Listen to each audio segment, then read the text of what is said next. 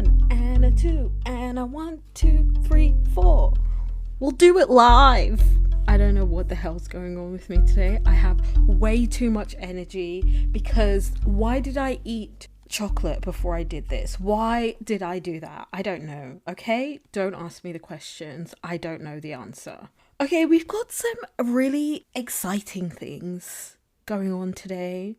It's a jam-packed episode. Actually, I don't know how jam-packed it's going to be. I'm a very poor judge of how much time something is going to take because sometimes I just end up cutting a bunch of shit out. So let's see. This one should be at least an hour though. So I'm looking forward to that.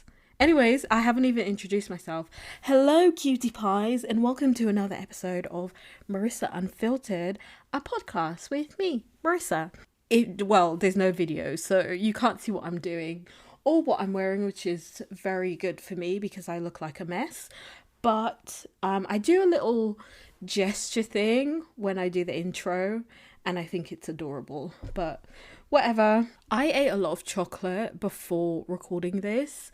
It's that time of the month and I just tend to snack a lot, and I've been snacking pretty much all day, so I sincerely apologize if my energy's all over the place. Actually, no, I'm not sorry. So if you don't like it, you can piss off. What is wrong with me? Okay, let's just get into this because I don't know what's going on with me, but how's everybody doing? I'm wonderful. Thank you so much for asking. You're so kind. Oh my gosh, you guys are so kind for always asking me how I'm doing. Thank you. Yeah, I'm really good. The sun's out. I have loads of energy that hopefully I spend before midnight so I can go to sleep early. Yeah, that's about it. Let's get into the news because there's loads of weird shit that I want to talk about. The first weird thing that I want to talk about, and I feel like I'm shouting. Am I shouting? I'm so sorry, guys. The first weird thing that I want to talk about, though, is apparently Al Pacino, fucking 83-year-old, is having another baby. I don't know why.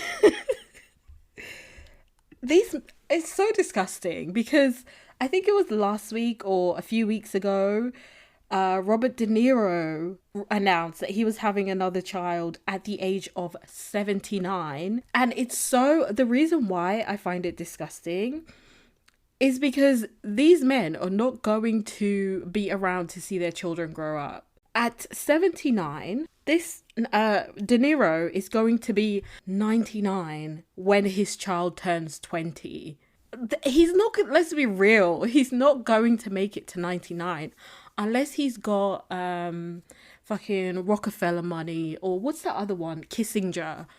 Unless he's got their kind of money and their access to medical intervention, he's not going to make it that long. So I just find it really selfish, and it's kind of gross as well because so Pacino's girlfriend is 29 years old, and I really hope she's just in it for the bag because otherwise I don't understand why she would waste her precious years with a granddad. But yeah, it's gross.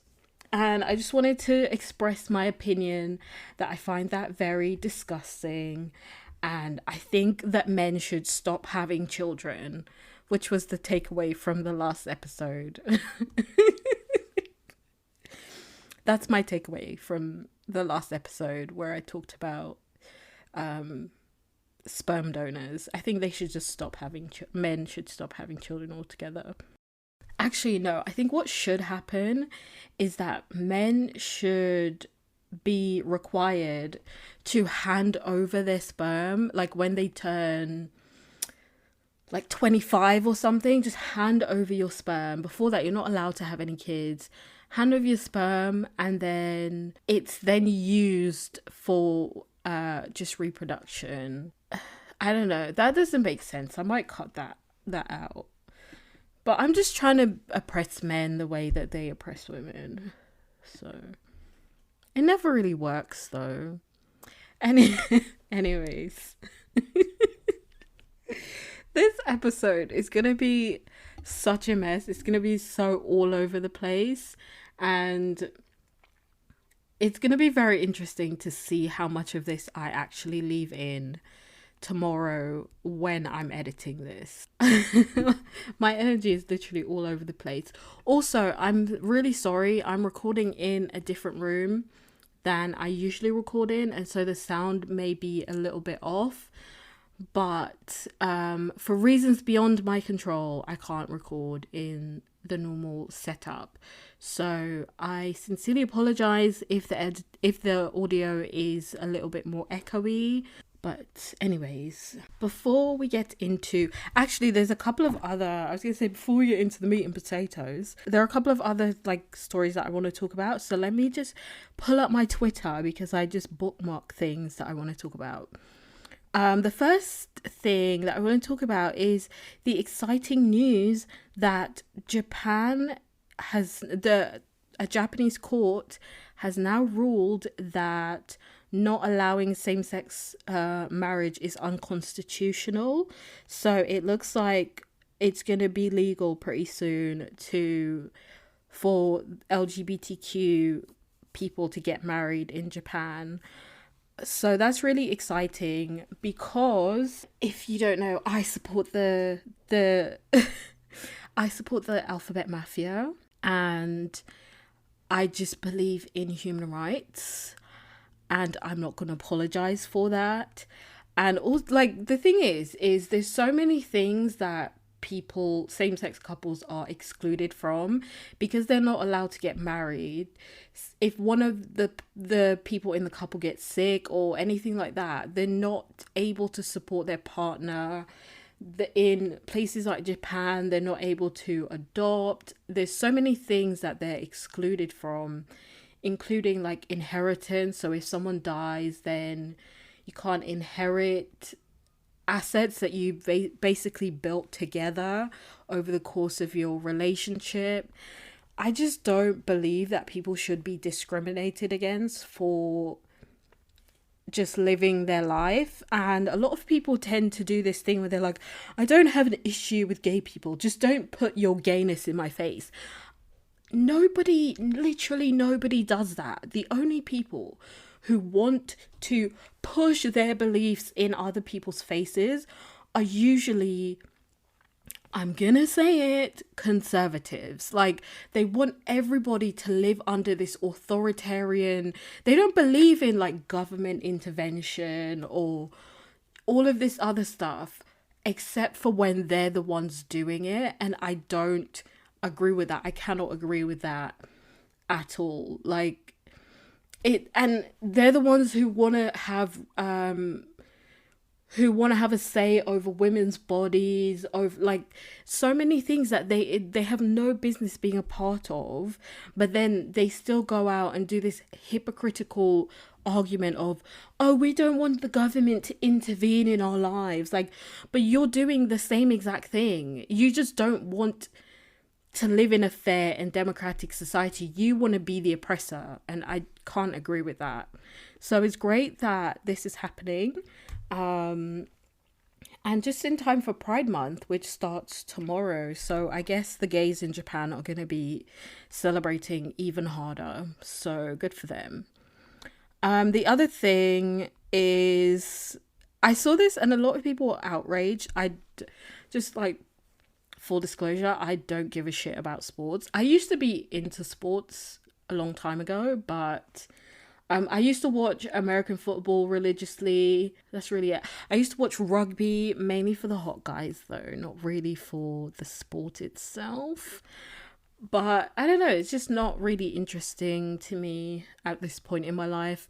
But a man who illegally streamed Premier League football matches to around 50,000 subscribers, who each paid around £10 a month for their subscription, has been jailed for 11 years. I believe there's another one who was jailed for like 18 years or something.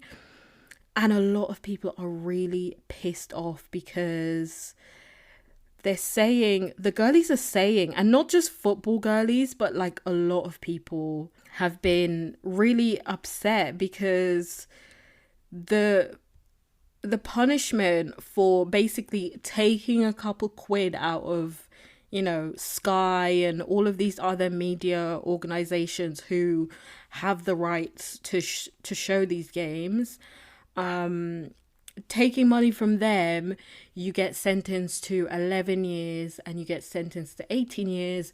But crimes against children, crimes against women, and basically if you scam poor people, it's fine. But if you scam an organization or you steal from an organization, then the book gets thrown at you. And that's what a lot of people have been saying online, and they are fucking pissed. And to be honest with you, I kind of agree. I think so according to the Mirror, the man he's 36, he's from Greenwich in Southeast London, and he made around £7 million from this con, and he's gonna go away for 11 years. Honestly, it's really not the worst crime out there. Like drug dealers, I've seen drug dealers get less time than that. I've seen people who commit violent crimes get less time than that. And so it's just like the punishment is just really disproportionate, and a lot of people are really upset. And I actually agree, because even when, so in the UK right now, there's been a whole lot of conversation around our water companies which are privatized, and they're basically pumping sewage into the seas and waterways in the UK, but they made billions of pounds in the last couple of years in profit. And the prices, I remember, I think it's in April, I got letters from the 2 different water companies that service the property that I live in, saying that their prices would go up. A lot of people got these letters. It's not just the water companies, it's basically any utility that people need to have a comfortable life. They made such huge profits, but the infrastructure's crumbling and just everything's going to shit, pun intended, and nobody's being punished for this. And I think some of the water companies are currently they're saying that they justify the price they justified raising the prices by saying that the money is going to go towards fixing crumbling infrastructure. Except all of this time we've been paying our bills, and that none of that money has been allocated towards fixing crumbling infrastructure. So it's just really shitty that they get to get away with basically robbing people of a comfortable life. But, a guy who's just bringing entertainment to people is being sentenced to 11 years. And again, like, I have no sympathy for rich people. I have no sympathy, like, rich people who make tens and hundreds of millions off the backs of average people who are just trying to survive. I have no sympathy for you. And so if someone's stealing from, fucking Virgin Media, I don't give a shit. If someone's stealing from any of these big media conglomerates, I don't give a shit, honestly. Even if someone's stealing from Asda, I don't care. I didn't see anything. Because they rob us every single day. So why can't we rob them back? Anyways, if the police is listening to this, I don't condone stealing in any way, shape or form. Just to put that out there. And this entire show is just for entertainment. So, yeah, anything that I say should not be taken literally, because it's literally just all a joke. Come on, guys. Anyways, the next thing I want to talk about is fucking Elizabeth Holmes. I talked about her in the Forbes episode where I was talking about all those people who scammed working class everyday people out of their hard-earned money. She was the one who made that the blood testing machine Theranos, where it was supposed to diagnose different health conditions using one drop of someone's blood, but the machine didn't work. It was bullshit junk science. And yeah, she scammed investors. She did scam investors, but honestly, that's not even, and that's a crime that she's going away for. But she also impacted the health of everyday people who used her machine to test their bloods, who were misdiagnosed, who, like, either to say that they have a health condition that they didn't have, which caused them to pay, you know, extortionate rates in order to get it sorted, or misdiagnosing them in the opposite way, where she's basically saying, oh no, there's nothing wrong with you. So she impacted everyday people who, and people's health, like, and your health is wealth. Like, if you're not healthy in this world, you are at such a disadvantage, and that's what she impacted. So I hope that there's a special place in hell for her. But the reason why I'm talking about her is because she's currently she's awaiting sentencing for her crimes. And I mentioned in the Forbes episode, that she's had 2 children in the time. So the first child she had around the time when the case was going to trial, and which caused the trial to be pushed back so that she can have her baby. And by the way, the entire time she's been at home, she has not, to my knowledge, been arrested or spent any time in jail up until this point. So she had her first baby around the time of the trial. The trial was pushed back. After she had her baby, the trial took place, and then just before sentencing, so she has like an infant child at this point as well. I think she gave birth either March or April, so like really recently. And basically, a lot of people have accused her of doing it in order to skirt her responsibilities and to avoid going to jail whatsoever. And turns out those people were right, because according to the Los Angeles Times, the LA Times, I don't know why I said it like that, Elizabeth Holmes cites her new baby as a reason why she should avoid prison for her crimes. And she did interviews. She's done like basically a whole little press run to gain sympathy from the general public, I'm guessing, in order to avoid going to jail for the real harm that she caused to people. Again, I don't give a shit about the investors. In the case of what was the other one we talked about in that episode? The Bitcoin wannabe guy. Fucking SBF. In the case of FTX, in the case of JP Morgan with Charlie Javis, all of these other people, I don't care. I actually don't feel bad that they got scammed, especially JP Morgan, because they're fucking criminals, allegedly, themselves. So I really don't have much sympathy for these big investors that were scammed. It's the everyday people who invested in these companies because they thought, oh, this is going to be a great way for me to actually like put aside some money for the future or whatever. Or in the case of Theranos, with impacting people's health. I don't give a shit about all the other people, but if that's where they're going to get charged, because obviously these investors, they have sway when it comes to the legal system, and they can push for certain people to get the book thrown at them. If that's what they have to go to, these people have to go to jail for, then so be it. Like, I'm not going to complain. I'm not going to feel bad for any of them. But Elizabeth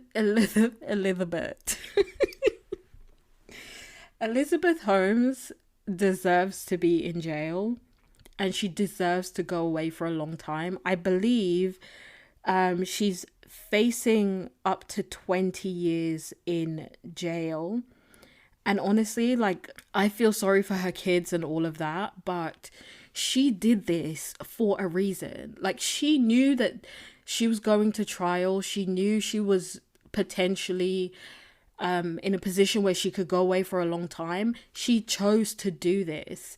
And if you look at the way that she's cleaned up her image as well, she just looks like a rich white woman who's just going about her life, having, you know, just like a rich soccer mom, her like wavy blonde hair and neutral colors. Like, she really has done like a whole 180 in terms of her appearance, and she's soft spoken and she's doing charity work and all of this. Where was all of that when you were scamming people, when you were trying to be like Steve Jobs? So no sympathy for her. I hope they I was gonna say I hope they bury her under the jail, but that's a bit much, I guess. And lastly, Taylor Lautner was recently, like, he went, I guess, viral because he posted that a lot of people have been leaving him a lot of mean comments on social media. And it's honestly, again, I don't know why people feel the need to go out of their way to offend, to upset, to shit on people that they don't actually know. Like, I will never understand that. It's just so silly to me that people do stuff like this. So, and he looked really sad. He did a video. He comes out and he's like, you know, I was going through the comments and it made me feel some type of way. I'm not in as bad a place anymore, so it doesn't impact me as much, but it's still hard for me to see people commenting negatively on my appearance. And yes, like, with anyone, it would feel so shitty for people to just constantly comment negatively on your appearance. I cannot imagine being a celebrity and just for no reason, you're just existing and you have to, you know, especially if you're a celebrity who likes being on social media, it must be like stepping on landmines every day or trying to avoid landmines.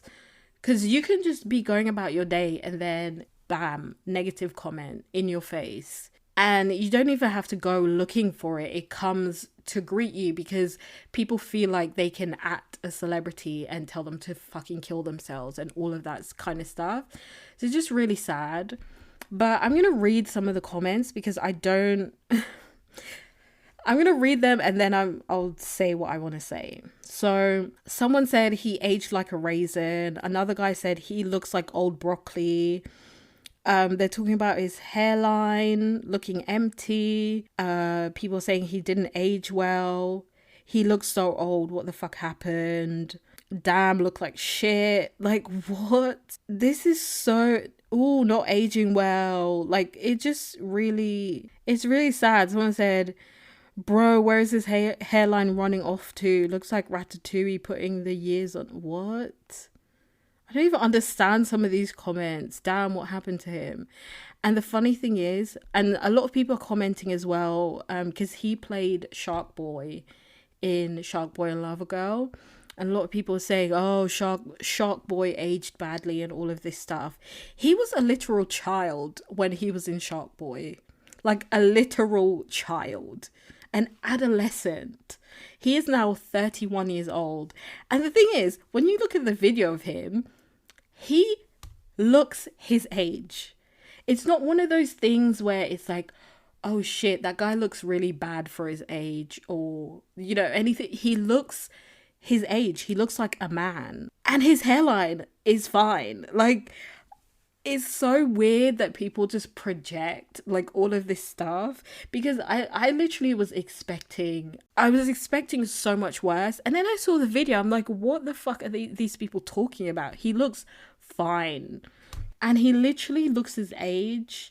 I don't understand why people feel the need to comment mean things. So I guess if there's one thing to take away, just be nice to people on the internet. And the other thing is, a lot of these people who are commenting, they are no beauty queens themselves. And again, they're just punching down because they think that, oh, it's a celebrity. they don't have feelings. So, yeah, I think that's all the social media stuff I wanted to talk about. I just saw some stuff on Twitter that people have been mentioning, and I thought that I would talk about them and give my opinion. But let's go back to what we're actually here for, Hans, because this isn't just about talking about random weird people on social media, even though I would like to do more of that. Okay, let's do a quick good news story before we get into the meat and potatoes of this episode. And I think we need it because the main story that I'm going to talk about, or stories, is really anger and rage inducing, at least for me. So I think I made the right decision when I decided to frame the show in this way. So the first thing that I would like to talk about, the first good news story, is basically a homeless man saved a family from a burning building. It appears the events of this story took place in the early hours of Thursday, the 18th of May, so just a couple of weeks ago. And the reason why I said it appears is because in the news articles that I read, it didn't say the exact date. It was saying like Thursday evening. And based on the date, I just assumed that it was the 18th of May. It could have been a couple of days before that. I'm not sure. But basically, earlier this month, around 4 a.m. in the morning, a man was just minding his business when he heard screaming coming from a nearby apartment building. The building was on fire, and the woman and 2 children who lived there were trapped inside. In the words of the mother, her name is Claudia Jimenez, I went to the front door and opened it, and the flames were already covering my front door. The whole stairs were on fire already. That's what she said. That's what she said. The neighbors started banging on doors, trying to wake people up and to get everyone out of the building. So it was one of those apartment buildings that's just like a couple of floors. So it wasn't like a fucking skyscraper, thankfully. But yeah, so the neighbors were going around trying to alert people to what was going on, but Claudia was trapped inside and she didn't have any way to go out of the main doors to get help. So she started yelling, saying, please help me, there's a fire, I can't get out, I need someone to help me. And she looked up and she sees this man, and he's coming like towards her building because he was just like nearby, sleeping in a tent with his wife, and he just comes up like a hero. He's like, I'm gonna help you. The man in question, his name is Joe Hollins, and he was a homeless person who camped out like very close to the apartment building, and he heard Claudia shouting and he just rushed into action to help. So he went over and he's trying to get them out of the second floor apartment by dropping. So the idea was that Claudia was going to drop the kids to Joe, and Joe was going to, put them down to get the next. And that was how he was going to help them to get out of the apartment because they couldn't go through the front door. And he said, I actually tried to climb up the side of the window and grab them as far as I could. Grab one, set them down, grab another, set them down, get the dog. And then she didn't want to come at first, scared she would fall. And then I said, I got you, don't worry. By the way, the kids were really young. One of them was 1 year old, and the other one was 8-year-old, and they're both girls. Not that that's relevant, but he saved them, the pets and the mother. So basically the whole system of catching them and setting them down saved their lives. And he did this with the bravest, most calmest demeanor ever. That's what they said. Like, honestly, I can't even imagine being in that situation. I panic at the littlest of things. And he just came out and was like, yeah, I'm going to help these people. Because it seems like everyone else in the building they didn't know that Claudia was in this situation. So they're like trying to get everybody else out, but Claudia was stuck. So it's literally like divine intervention that Joe was there. And then, so Claudia said, obviously, this is like probably the most terrifying situation they've ever been in. So she said, I have no words. I will forever be thankful to him. To me, he was an angel. He was there when I needed him. I looked around. He was the only one around. Because of him, we're alive and my daughters are safe. Obviously, Joe is a hero. I don't think anyone can deny that. And he's so humble about it as well. The news reporters asked him if he felt like a hero, and he said anybody would do it. Like, I just imagine wind blowing and a fucking eagle flapping behind him when he says that. It's just so heroic of him to do, just kind of put himself in danger for the help, to help someone else. So in terms of the fire, they don't actually know what started the fire. It left extensive damage, and obviously people have been left without a home. But the local community have been donating to the victims, so like clothes and food and things to make them comfortable while they figure out what the hell's going on and what their next steps are. And at this moment, I'd like to get on my soapbox and say that homeless people deserve respect, not just when they're being heroic. Because obviously Joe had a lot of attention on him based on his actions and based on him helping, people in need that he didn't even know.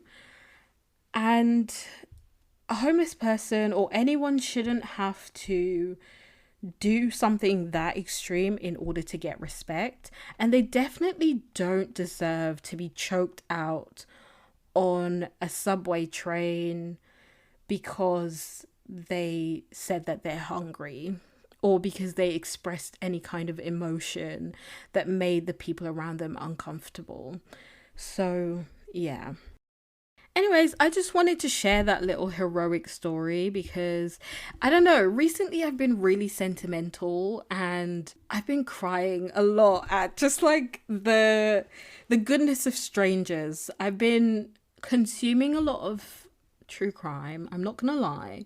And whenever there's a story that involves a random stranger coming to help someone in need, it just makes me so like emotional, because sometimes in the world it just feels like we're all very divided and it seems like people are just out for themselves. So when there's a good Samaritan story, it just makes me really soppy. So yeah, and you're gonna need that. Hang on to that good feeling, that heartwarming feeling, because I'm about to talk about the worst grifters on the internet. People who fake cancer for clout.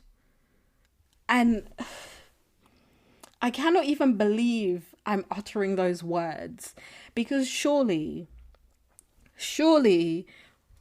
as humans, we are decent and civilized enough to not do that. Like there's certain things that we shouldn't do, like kill someone. I don't know what else we shouldn't do. Don't ask me. But yeah, faking cancer, it just feels like one of those things that is a no-no, but not for these people.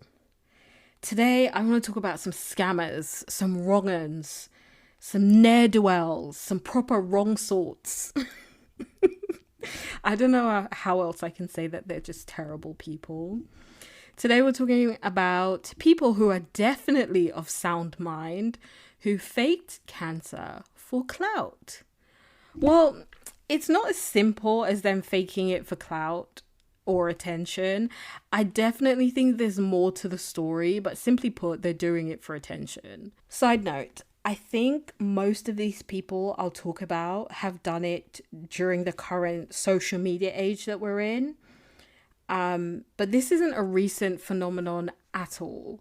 I've heard of cases happening way, way back in the day, like before smartphones, where you had to like put stuff in the newspaper, and wait ages for anyone to respond to it and buy another newspaper in order to respond to whatever the hell. So it's not a new thing, but I think social media definitely makes it a lot easier.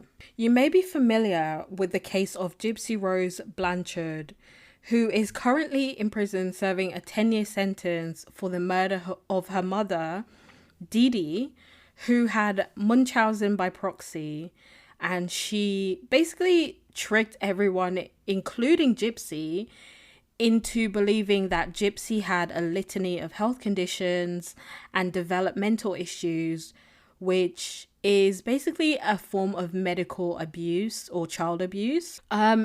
It's actually quite a popular true crime case, and it was even made into a limited series called The Act, which I highly recommend. I left that program believing that Jamie King was Gypsy Rose. She did such a good job at playing Gypsy that I genuinely believed it. Based on seeing Gypsy in interviews, I'm like, they're the same person. And it actually chronicled a lot of the things that Dee Dee did to fake Gypsy's illnesses, and also how she was able to scam basically everyone in America into believing that Gypsy was sick, including the Make-A-Wish Foundation and local churches and local not-for-profit groups who just wanted to help. So this isn't, like I said, this isn't a novel idea at all. The grifters I'm about to talk about didn't invent this little scam. And I'm sure there are so many people that we don't even know about because they were actually smart enough to quit while they were ahead or before they got caught. By the way, Gypsy could be loose on the streets of, I don't know where the fuck she lives or where she's going to move to when she gets out, but she could be loose like the juice as early as this year, because she's up for parole. I read an article where some of her loved ones said that they were worried about her ending up back in prison because she hasn't sought any help since she's been behind bars, which is very interesting because if that's the case, and I'm not a parole expert, we've established that I'm just here talking shit into a mic. I'm not an expert, but would they actually let her out if she hasn't shown any signs of changing? Surely, like with parole, you have to be like, yeah, with your hat in your hand, like, yeah, I did this. I'm really sorry. I shouldn't have killed my mom, even though she was a bitch, but that's neither here nor there.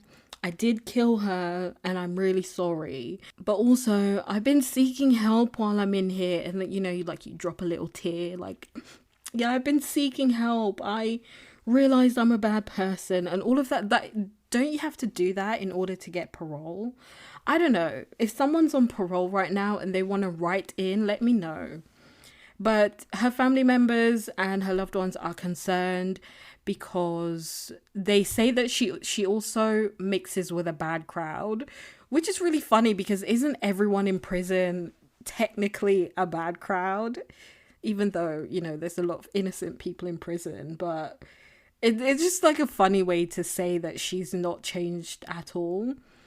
But also, Gypsy comes across as a very manipulative person. She obviously manipulated her boyfriend into killing her mom.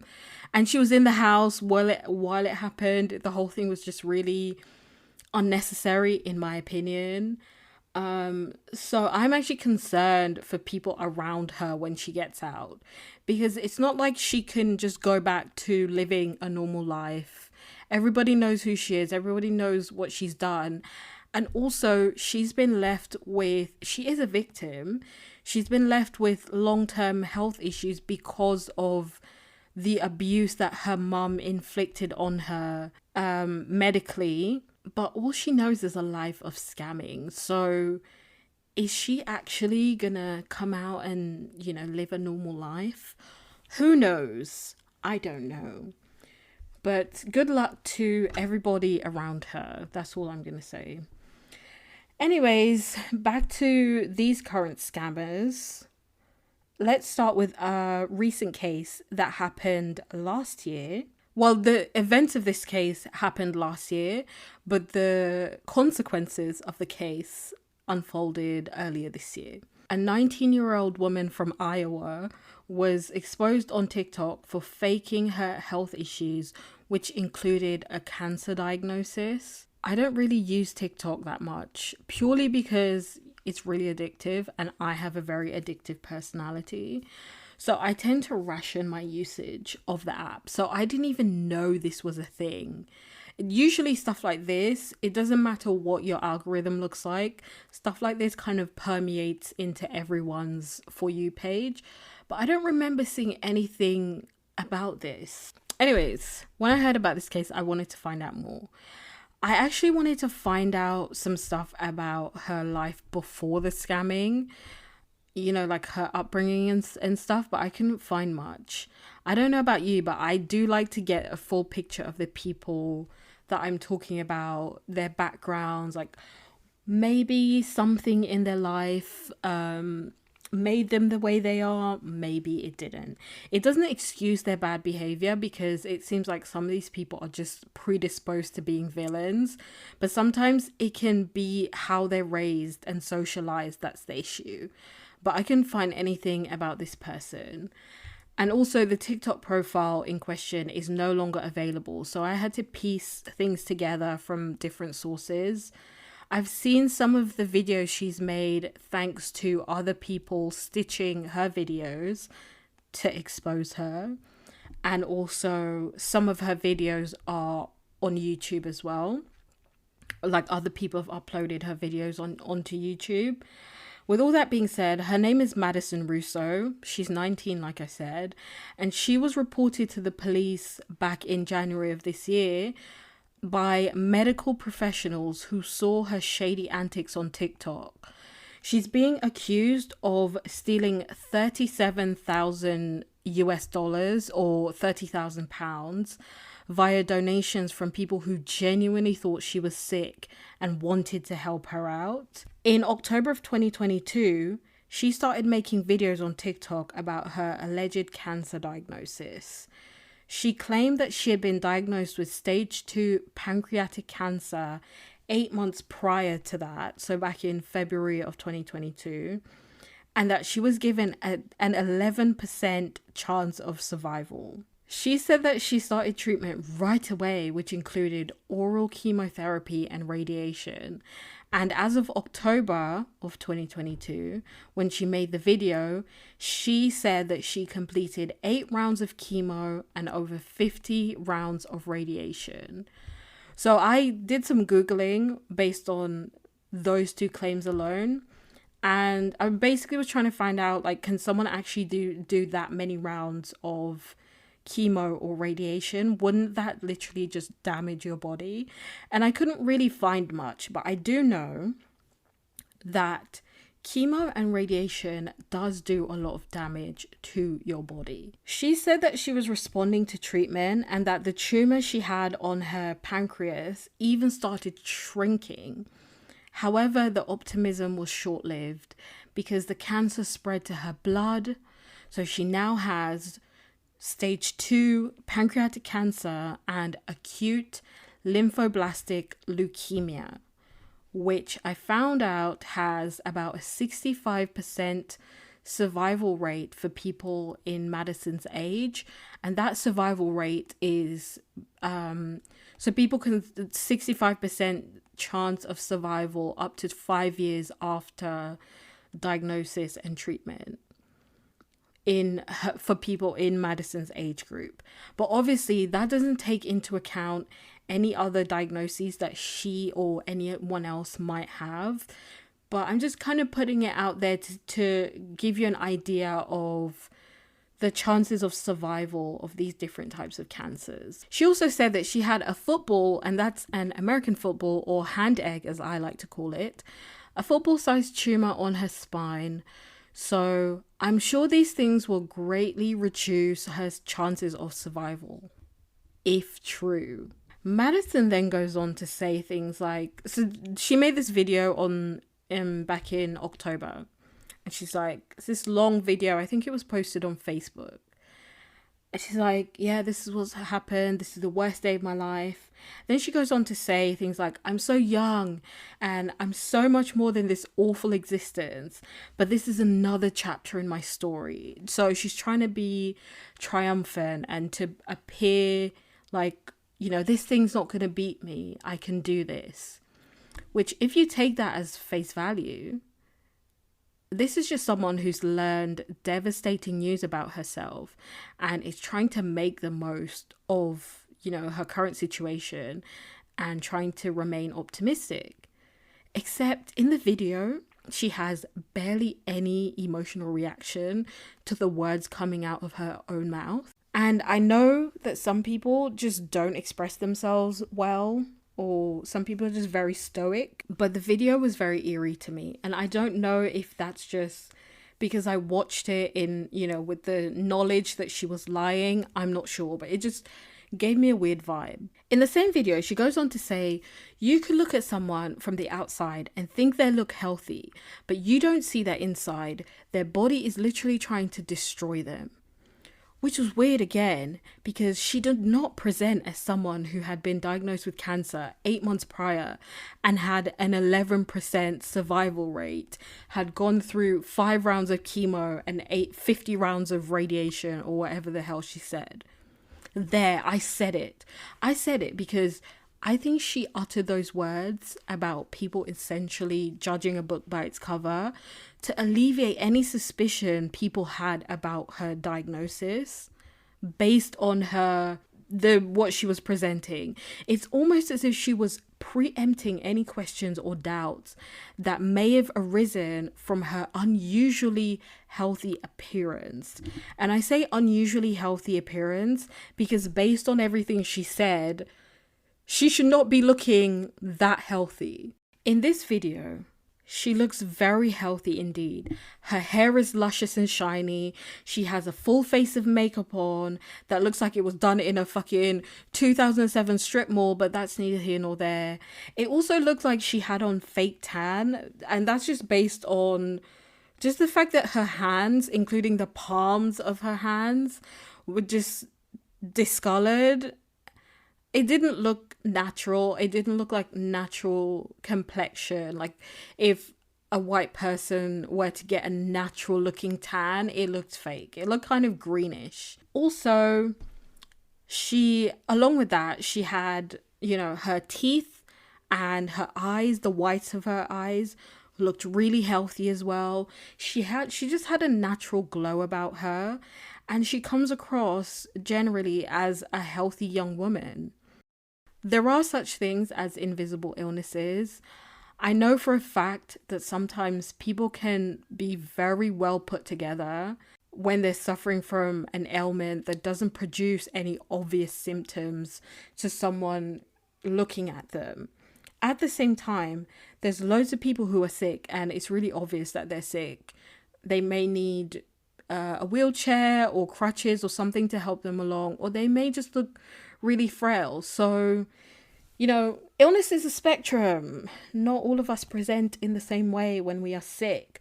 But she, based on everything she said, she did not look to be suffering. So, she had been posting videos regularly about her cancer, where she's updating people on how she's doing. She's trying to be motivational for not only herself, but also others who might be suffering. At some point, she started posting on Facebook as well.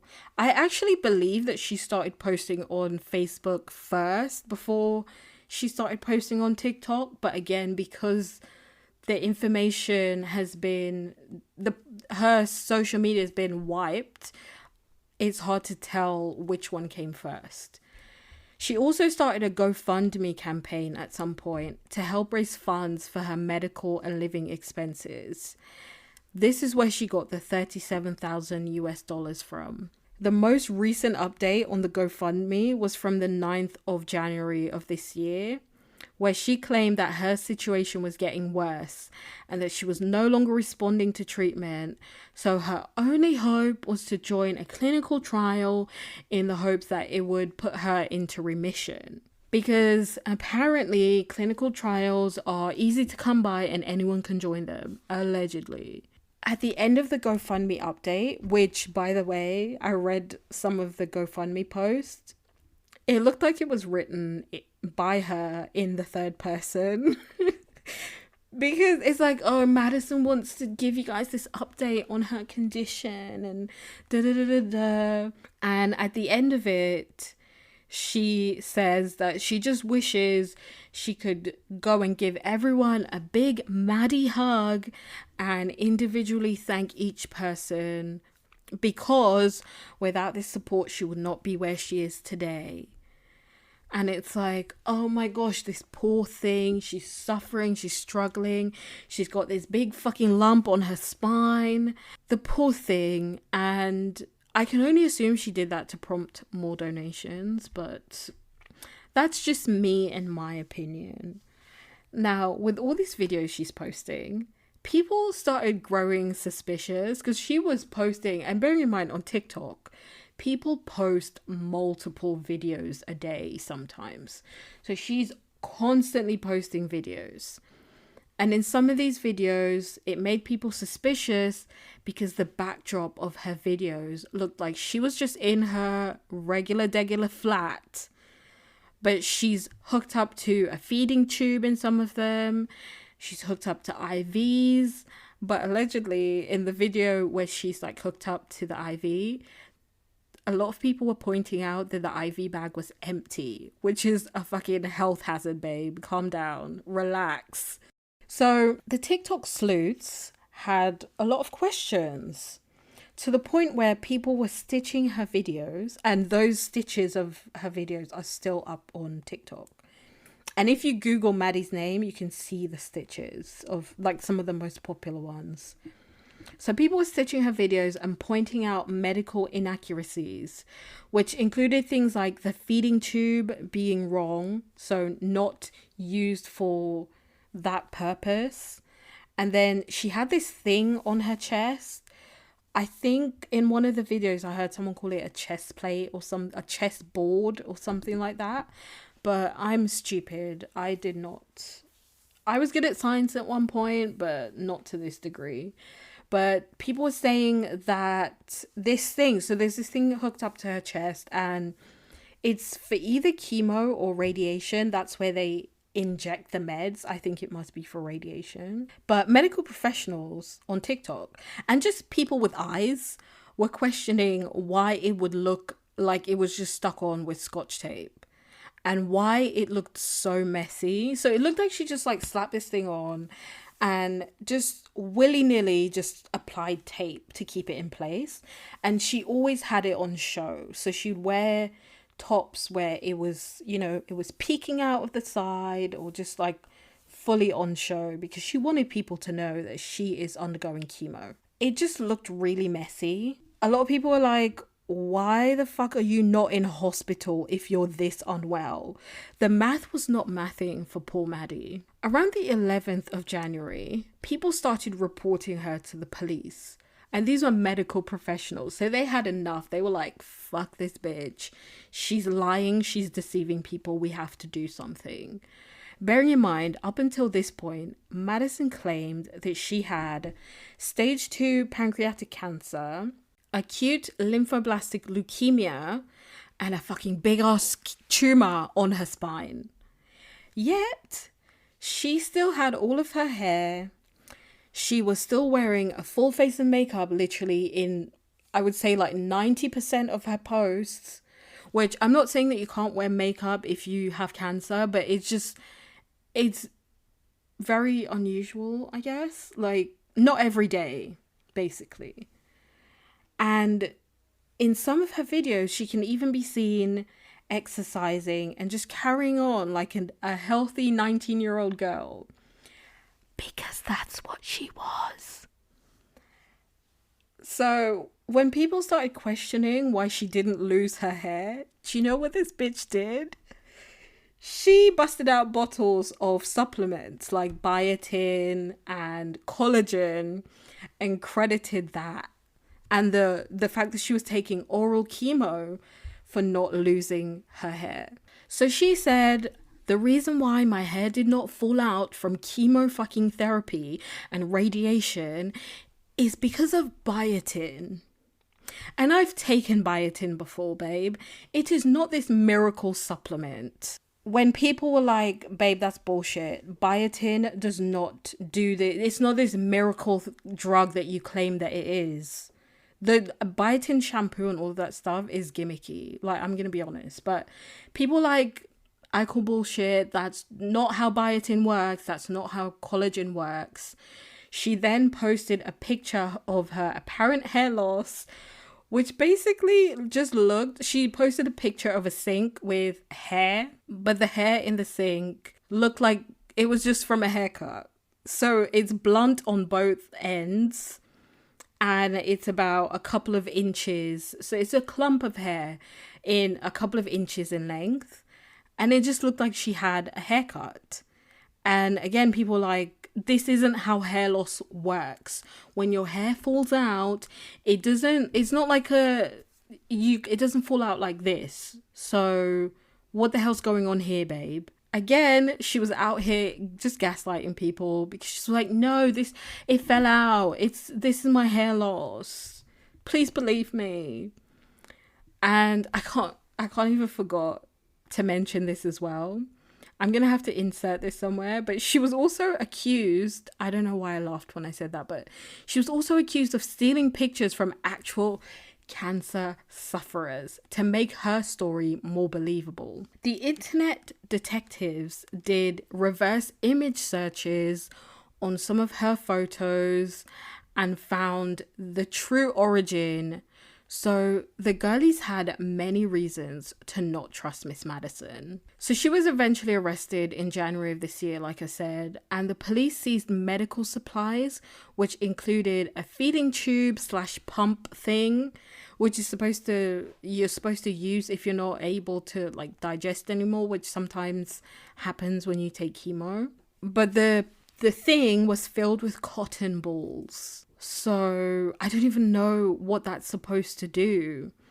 They also found an IV pole and a bunch of other random medical paraphernalia, which included like medication belonging to other people. They found a wig. When I read that they found the wig, I immediately assumed that she was going to start wearing a wig to get away from some of the questions about her own healthy hair. But then earlier today, I was just like rewatching some of the video clips, and I saw that because also Maddie was doing speaking engagements for like cancer survivor organizations in her local area and at her university and all of these places. And I did see some pictures where she was wearing a really ugly fucking wig. Like, this wig was awful. So I'm glad that they seized that, because it should be a crime to wear such a bad wig.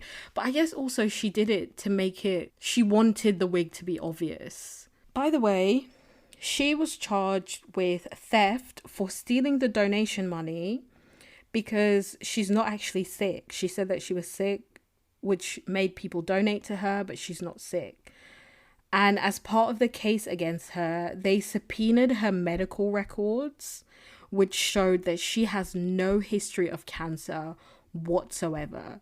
She's never been treated. She's never been diagnosed with cancer. Misrepresenting yourself to gain money from others is one thing, but arguably the most egregious thing she's done is she befriended people who actually had cancer, one of whom actually died, like in the year that Maddie was doing her fuckery, just cosplaying cancer. And she milked this girl's death for attention on social media. She's not even the only one that's done this, which is so messed up. Like, other people did a similar thing in their own cases as well. Like, it's just so messed up. She had these people thinking that she was really sick, and they rallied around her. The other really sick thing, which you will see in probably all of these cases of these fucking scam artists, They make people who are actually sick feel so bad about themselves because they're on social media saying, yeah, you can do it. This is what I'm eating. It's making me feel great. Look at me. Don't I look great? Maddie was one of those cases where like cancer sufferers were like, why don't I look as healthy as her? Why am I not able to maintain a normal life? With, yes, I have cancer, but why am I not able to exercise and go running? Maddie has a tumor on her spine and she's able to do that. It's really sick. And she's making it so much worse for people who are actually suffering, because now everyone is going to be met with skepticism, which I'm not saying that skepticism is a bad thing, but people who actually need the support will find it harder to come by because of this shitty person's actions. So this shithead was due in court in March of this year and she didn't even show up. So the case has been pushed back to the 8th of September of this year. And we are only in May. So obviously I don't know what's going to happen there. And I'm not a time traveler, so I can't go to the future and see. I'm sorry. So who knows if she'll be in any legal trouble, if she'll face any repercussions for her despicable actions. But she absolutely needs to. And the other thing is, there hasn't really been anything about anyone in her family coming out to either like defend her or in to say that what she did was wrong. So it's just like really weird. Like everybody just went underground when she was arrested. So I don't know. But the people who donated to her GoFundMe, they've all been refunded by GoFundMe. So I guess that's good. But she's negatively impacted the lives of everyone who's been unfortunate enough to have been impacted by cancer or had cancer themselves. And also, she's 19 years old and she's basically done lasting damage to her own future prospects, because now every time you Google her, it's all over the news. And again, you won't catch me shedding any tears about this person or anyone who takes advantage of regular everyday people. But it most likely means that when she gets out, she's just going to continue, if she actually goes to jail, that is, she's just going to keep grifting and probably hurting more people along the way. Because who's going to hire the girl who faked having cancer and stealing money from people because of it? The saddest part is she's not even the only one. If you Google faking cancer for attention or just faking cancer, there are so many stories that come up. And it's like all over the world. During my research, I found at least 5 other cases, like in the past couple of years alone, of people, mainly women, unfortunately, who use social media to either promote a business or straight up scam people for money based on a condition or a diagnosis that they don't actually have. In March of 2022, an Alabama woman was arrested for scamming kind-hearted strangers out of thousands of dollars after she lied about dying from cancer. So she claimed that she was she was dying of cancer. Like her prognosis was not looking good. Like Madison, she used TikTok to document her struggles with her completely made up diagnosis, and she also had a GoFundMe account. Except, like, unlike Madison, she even went as far as shaving her head for the cause. Her name is Dawn Lineberger, and apparently she's been scamming people in different ways for over 20 years. But apparently none of those previous scams worked out well enough for her, so she decided to fake having breast cancer instead. By the way, she said that she had stage 4 breast cancer, and there are 5 stages of breast cancer, 5 obviously being the worst. She presented herself as being terminally ill, but according to Cancer Research UK, stage 4 breast cancer is not treatable. It can only be managed to increase a patient's comfortability and lifespan. I really understand why she drew people in, because she actually had a very endearing personality. I saw some clips of her posts on TikTok, and she just came across as like a really bubbly person.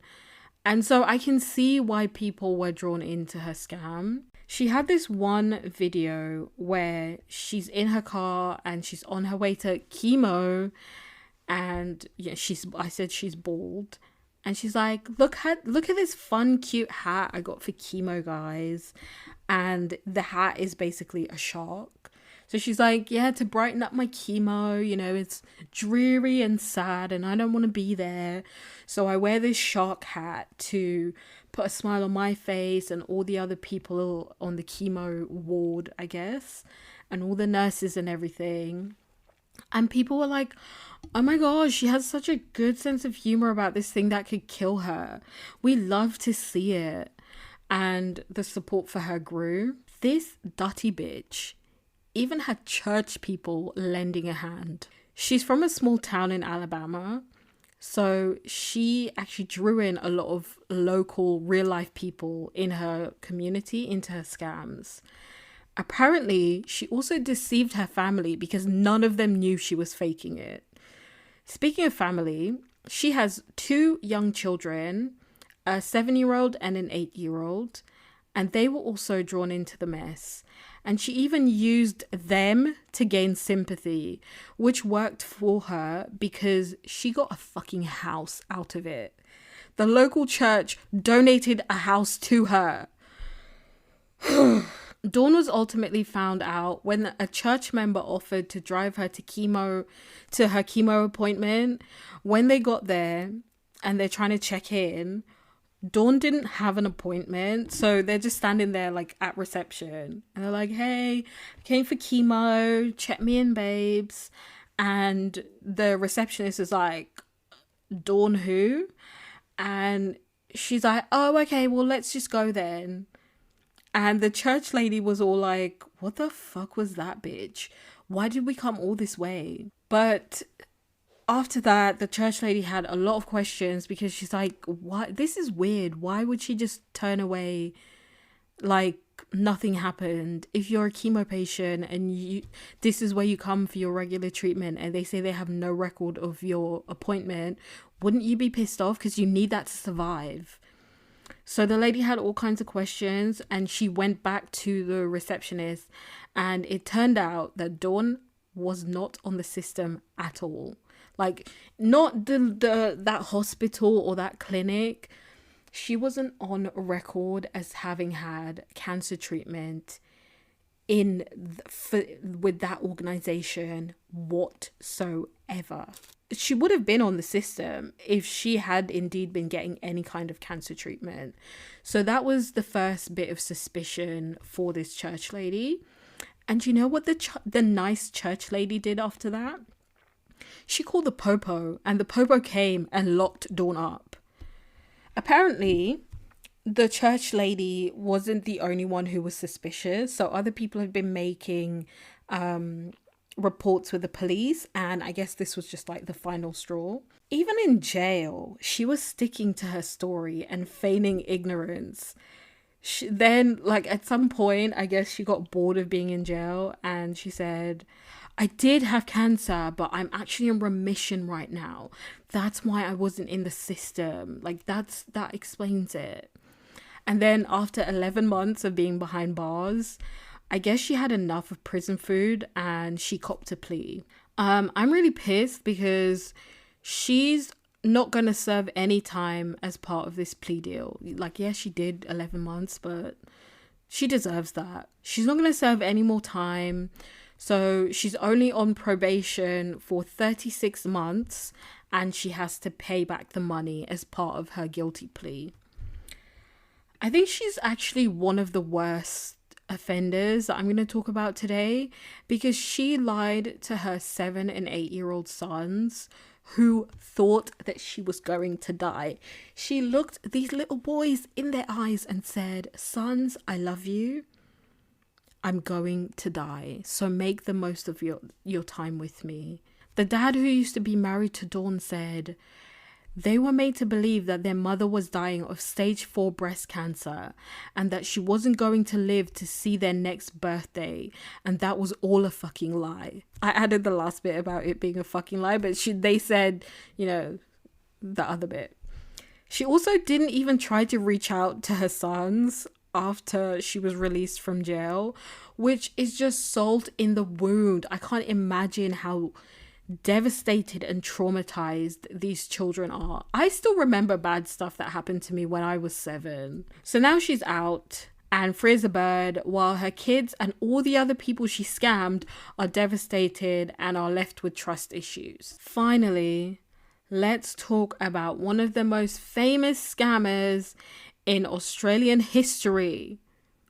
I'm talking about Belle Gibson, everyone. You may have heard of her because she made international news for scamming hella people. She makes these other scammers look like small fry. And I'm saying that based on the level of her scammery. If you were to rank the fraudsters, Belle would be world class. She was a blogger in Australia at some point before she started scamming people. I guess blogging wasn't paying enough, so in 2013, at the age of 21, she started scamming and she started claiming that she cured her terminal cancer with natural remedies. By the way, terminal means that you're going to fucking die. So how can you claim to have cured your terminal cancer? You can't cure something that is terminal. Just putting it out there. Later that year, she launched an app called Whole Pantry, as in whole foods, as in like foods that are supposed to be free from preservatives and whatnot, where she shared recipes and healthy living tips for other cancer sufferers so that they can also cure their terminal cancers. It wasn't just cancer patients though. She definitely capitalized on the whole wellness trend that's been going around since forever. She's not even the only scammer that operates in that space. Like, there's so many people just at the top of my head right now that I can think of that have used the whole or the wellness trend to scam other people. A lot of multi-level marketing schemes do the same thing. There are so many of them, and they prey on people's health anxieties and insecurities to make them part with their money. This app of hers became really popular and was actually on Apple's Best Food and Drink app of 2013. And I think she spoke at some Apple conferences and whatnot. So she went international with her scams. She capitalized off the app's success and launched a cookbook. And she signed a deal with Penguin, the book publishers, not the chocolate snack, to distribute the book. She was made for this 419 life because she had a whole plan to branch out beyond the cookbook and the app. But she was caught before she could realize her dreams.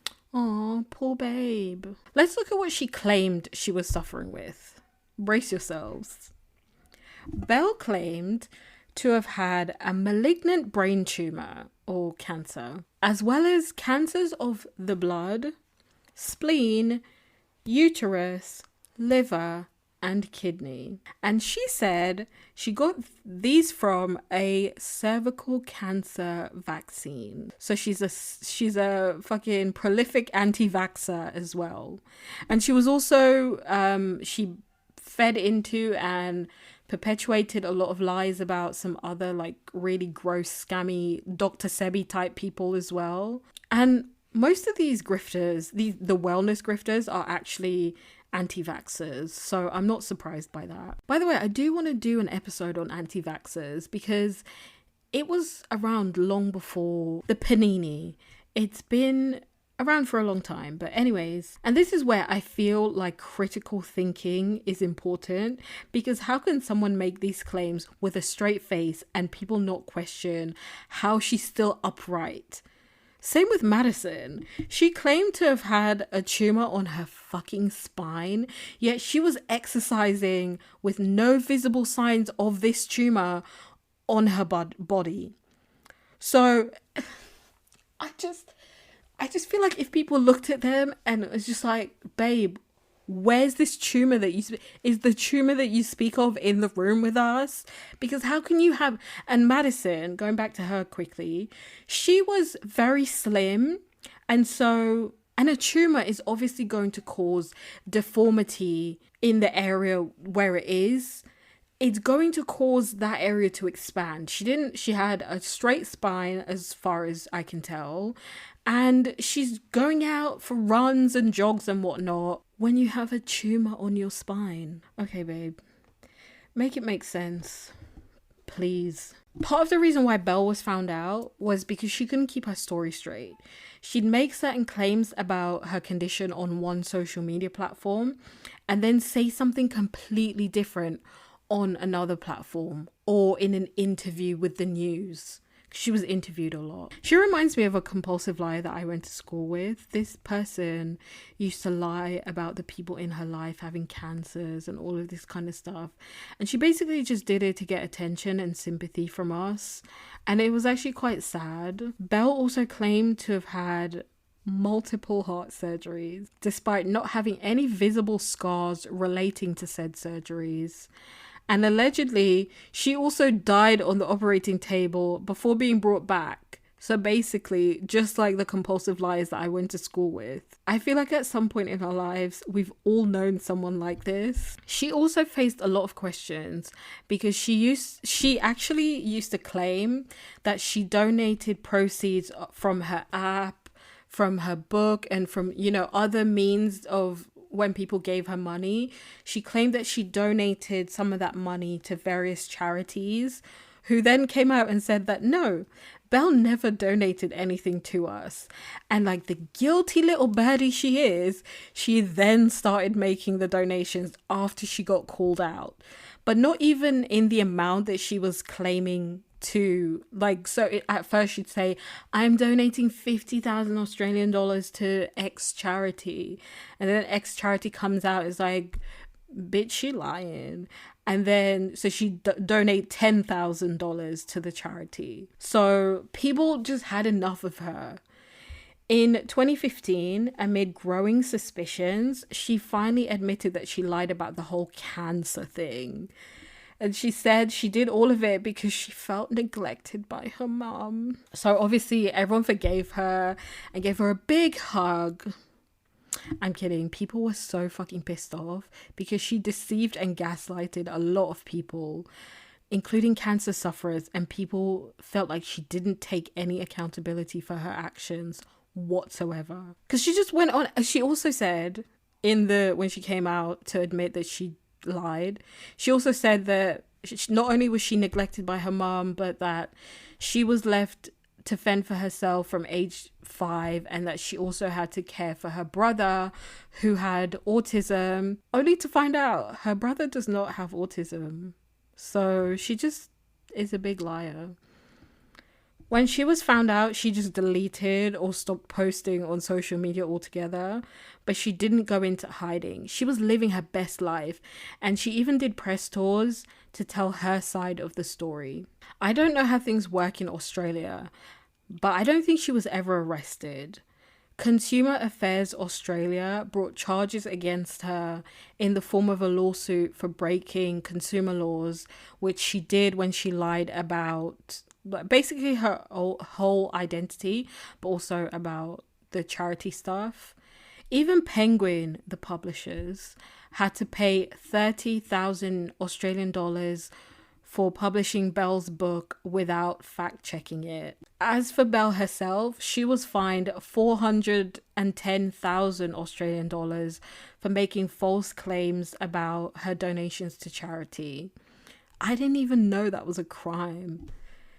Instead, I guess it's not a crime that's punishable by jail unless you don't pay. I'm not sure. Instead of paying, she claimed to be broke as a joke to the tune of 170,000 AUD, and even said that she was on government assistance at one point, though it still seems like she was living a luxurious lifestyle, including going on expensive safari holidays with her son. She also lives in a nice house or apartment. And when she was asked about that, she said that she was living with this person who's her friend and she doesn't know where he gets the money from, but he helps her to afford her living expenses when she doesn't have any money. And people are saying that this friend is actually her boyfriend and he's minted. Remember how I said that Madison is probably going to keep on grifting because of her young age and how her crimes have basically ruined her reputation? Well, Belle's a good example of this because there's no real way for her to go back to living as a good, upstanding citizen, especially because she doesn't want to. If she's lucky enough to get a normal job, her wages are going to be garnished until she pays back that money. These people don't seem to want to do normal jobs either. So they're left with these stupid schemes that end up hurting innocent people. The last I heard about Belle, at some point in 2020, she did a whole Rachel Dolezal kind of thing where she tried to say that she was welcomed into the Ethiopian community in Australia. And she basically just started cosplaying as Ethiopian, including changing her name and speaking the language poorly in interviews with the news. She was doing this so publicly at one point where the fucking chair of the Oromo community, which is like the Ethiopian, a tribe in the Ethiopian community in Victoria, had to come out and say basically, we don't know her and we want her to leave our names out of her goddamn mouth. I just assume that's what they said. I'm not sure. So that's the last I heard of Belle. Maybe she's repented, but who knows? It's amazing how many of these scams there are. I know I said last but not least when I was talking about Belle, but there's one more. I found cases all over the world, but for some reason I just focused on Australia and America. But I found this other case of this lady, and I use that term very loosely, from Pennsylvania called Jessica Smith, who faked having colon cancer on social media and raised $10,000 in donations. She also shaved her head, so I guess I have to applaud her for committing to the bit. She got caught because she talked so much without saying not much at all about her diagnosis. Basically, when she was talking about her diagnosis, she went on this podcast and she's like, yeah, this is my diagnosis, blah, blah, blah. But a lot of medical professionals felt like she was just reading off of like maybe the Wikipedia page or something. It was just the way that the disease presents itself wasn't the way she was talking about her diagnosis. So that kind of raised some brows. That's not all she did though. She would go on social media and rant about how people were accusing her of lying and would even say things like, oh, you think I'm lying about having cancer? Come to chemo with me then, like kind of trying to call people's bluff. And also she took pictures of her getting chemo and posted them on social media. And again, the TikTok and the medical sleuths were like, babe, that's just an iron infusion. Stop capping. So she's in, like, she looks like she's in a clinic or something, like a medical office. And she's got this tube in her arm. I think they're called cannulas. I'm not sure. But she's got this tube in her arm and she's sitting there. There's like an IV pole and her hair is shaved and she wraps it in a headscarf and she's like, yeah, chemo day, wah.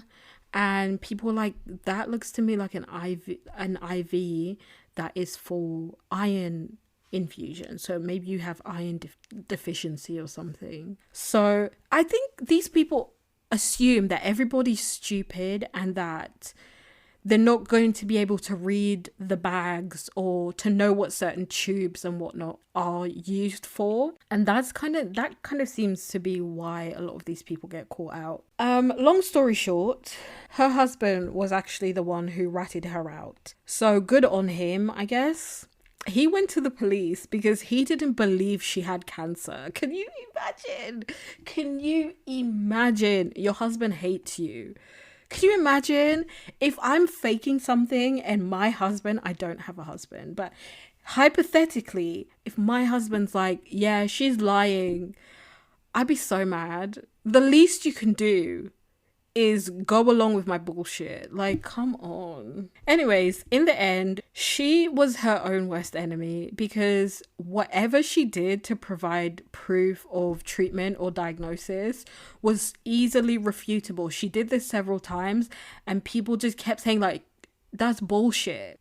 So for example, she claimed that a certain doctor operated on her and people would check the hospital to see whether or not that doctor was there, and it found out that she was lying because the doctor wasn't even in that area at the time. And then also there was the iron infusion thing.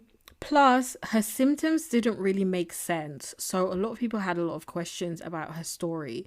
But that didn't stop others from donating to the tune of $10,000. Jessica's also another career criminal. I keep fucking up that word. Oh my gosh. Jessica is also allegedly another career criminal, just like Dawn, because apparently she's being investigated in another state. So these cancer related crimes took place in Pennsylvania, and she is being investigated, or she was being investigated in Delaware for impersonating a police officer and identity theft. In the end, Jessica Smith was sentenced to 4 years probation, and she has to pay back the money she acquired through deception, and she has to undergo mental health treatment. And I believe she's the first out of all of these people who it's been stipulated that they have to undergo mental health treatment, because clearly none of these people are well, but not in the way that they claimed to be unwell. So that's it. A whole bunch of scammers being their scamming ass selves. It's insane how prevalent this is. And in my opinion, it's only going to get worse the more the financial inequality continues in the world, especially in places where healthcare isn't provided by the state, which might even be the UK soon because they're privatizing the NHS. People are just going to keep using the fact that healthcare costs an arm and a leg in order to scam people out of helping them. And I guess like a lot of these people who donate, they, in a way, if I were to guess their motives for donating to these people, they're doing it out of the kindness of their hearts. Some of them are just paying it forward because if you're in that position, surely you'd want people to donate to your cause as well. So it's just really sad to see people being taken advantage of like that, because I'm often someone who tries to take people at face value, and then these dusty scammers are just out here taking advantage of that. The saddest part is that there are genuine cancer sufferers out there who are going to be questioned and placed under unnecessary scrutiny because of the selfish, dirty, no good people who decide to lie about having cancer. And for people with invisible chronic health conditions, they're already being placed under unnecessary scrutiny. And I feel like it's just going to create this situation where people are going to have to expose themselves and lay themselves bare in order to get any kind of help, which is so fucked up. I do believe that we should not just believe everything people say, especially in the world we're living in, where it's so easy to lie or misrepresent information. And like I said before, these scams or scams in general aren't new, but social media makes it so much easier for people to just say things or present themselves in a sympathetic way and gain attention for it. It's so easy to go viral. So I guess my advice is to consider the source when being presented with any information, and don't be afraid to ask questions. That's really it. Like, I don't even know what the takeaway from this episode is. My only takeaway from all of these scammers that I've talked about is I really need to bury my conscience deeply so that I can start scamming people as well. But then again, when you see stories like this where they've all been caught out, it's like, okay, I know that I'm going to get caught out if I try to scam people, because I'm not that convinced. Like, I can't convince someone to believe something that I know isn't true. So Anyways, to end on a good note, do you guys remember there was a deadly blizzard in Buffalo, New York back around Christmas time of 2022? It was all over TikTok. I saw the videos of homes being engulfed by ice. The situation was dire. People were ordered to shelter in their homes, not to go out because it was bad. And I remember seeing a lot of destruction and damage on TikTok of like ice literally seeping into people's homes. Like it was crazy. So all of this is going on, and there's a bus full of Korean tourists who were like, yeah, I'm gonna go see Niagara Falls right about now, which Niagara is beautiful when it's like frozen over or partially frozen. I've been there around that time. It's beautiful, but not when there's a fucking blizzard, babe. But they were like, no, we must see Niagara Falls. So they're on their way to there to see the falls, and the tour bus that they were in got trapped.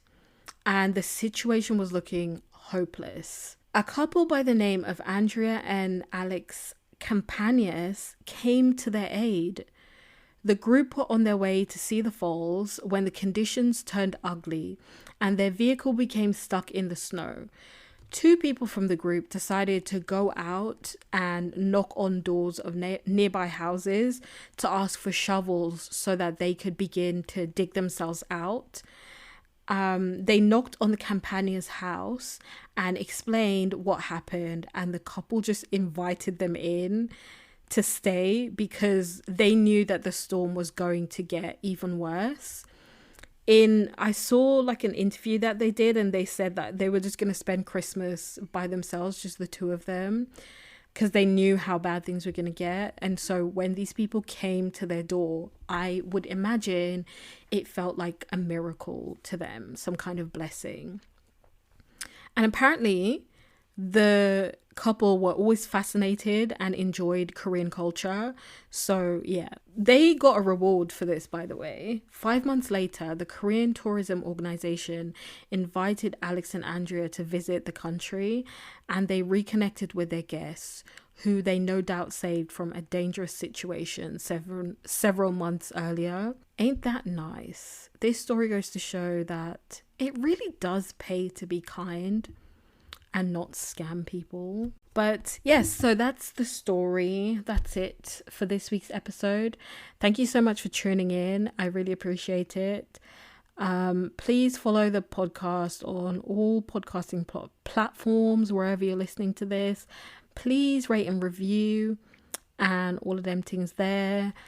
I'll see you next week when I'll probably be talking about, I don't know. I want to talk about some Canadian stuff because there's a lot of weird shit happening in Canada, but I'm not sure.